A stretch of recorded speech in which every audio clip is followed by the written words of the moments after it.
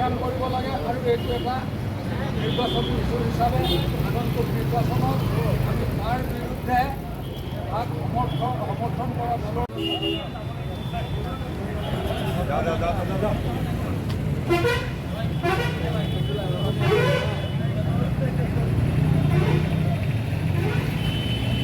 আইনৰ বিৰুদ্ধে আমি আজি অৱস্থান ধৰ্মঘট কৰিছোঁ। ভাৰতবৰ্ষৰ কেন্দ্ৰীয় চৰকাৰখনে বিজেপি নেতৃত্বাধীন চৰকাৰখনে ভাৰতবৰ্ষলৈ যি এক নতুন আইন প্ৰৱৰ্তন কৰি বিদেশীক ভাৰতবৰ্ষত স্থায়ী কৰিবলৈ বিচৰাৰ যিটো প্ৰক্ৰিয়া ভাৰতবৰ্ষৰ সকলো ৰাজ্যই মানি লোৱা নাই আৰু আইনখন প্ৰস্তুত কৰোঁতে অসমৰ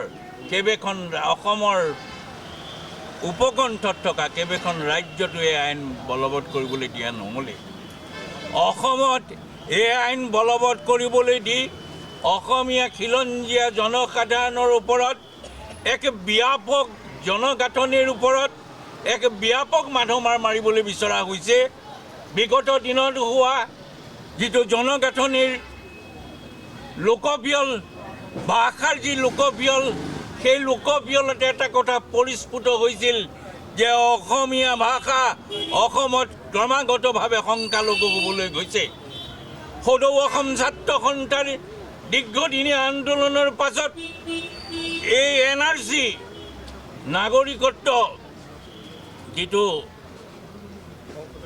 সংশোধনী আইন সেই নাগৰিকত্ব সংশোধনী আইন বলবৎ কৰিবৰ বাবে কংগ্ৰেছ নেতৃত্বাধীন অসমৰ চৰকাৰখনে তৰুণ গগৈদেৱৰ মন্ত্ৰীসভাখনে আগভাগ লৈছিল আৰু সুচাৰুৰূপে অসমত NRC এখন প্ৰস্তুত হৈ ওলাইছিল, য'ত 19 লাখ অসমত বহিৰ্ভূতভাৱে কোনো ৰেকৰ্ড নথকাকৈ থকা নাগৰিক অসমত ওলাইছিল।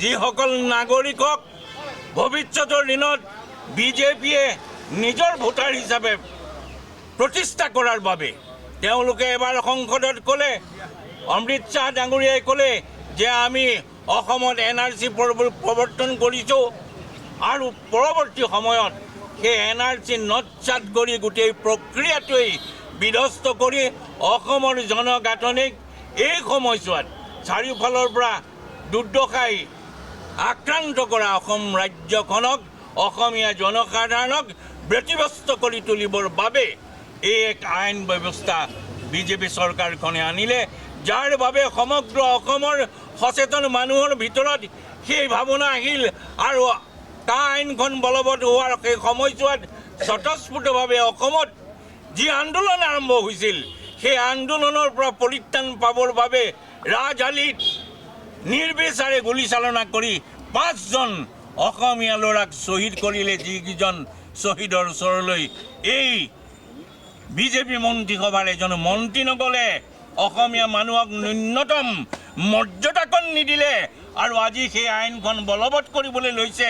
এইটো কথা যি অসমীয়াৰ গাত তেনেধৰণৰ বীজ নাথাকে, যি অসমীয়াৰ ভিতৰৰ গা নজ্বলে সি কেতিয়াও অসমীয়া হ'ব নোৱাৰে। এই যিসকল অসম গণ পৰিষদৰ নামধাৰী অসমৰ স্বদেশপ্ৰেমী হিচাপে জাহিৰ কৰা সকলে অসমক গোটে বেচিবলৈ বিচৰা এই চক্ৰান্তটোক আমি বিৰোধিতা কৰিছোঁ। বিজেপি দলৰ যিমানেই চক্ৰান্ত নকৰক, অসমত বহু মানুহ আজি মই ইয়াত বহি এই কথাই ভাবি আছোঁ, কংগ্ৰেছ দল আজি সুসংগঠিত এটা দল। মই জিলাখনৰ চুকে কোণে গৈছোঁ, সুসংগঠিত অৱস্থাত কংগ্ৰেছ আছে। শুই থকা সিংহৰ দৰে আছে কংগ্ৰেছে গৰজি উঠিব, গাঁৱে ভূঞে গৰজি উঠিব। আজিৰ জিলাত এইটো অকল প্ৰতীকী ধৰ্মঘট হিচাপে আমি পালন কৰিছোঁ। চৰকাৰক সকিয়নি দিবলৈ বিচাৰিছোঁ। এনে হঠকাৰী সিদ্ধান্ত যদি অসমীয়া জনসাধাৰণৰ ওপৰত জাপি দিবলৈ বিচাৰে তেতিয়াহ'লে আমি অসমীয়া প্ৰথম কোন দল কৰিছোঁ কোন দলত আছোঁ ডাঙৰ কথা নহয়।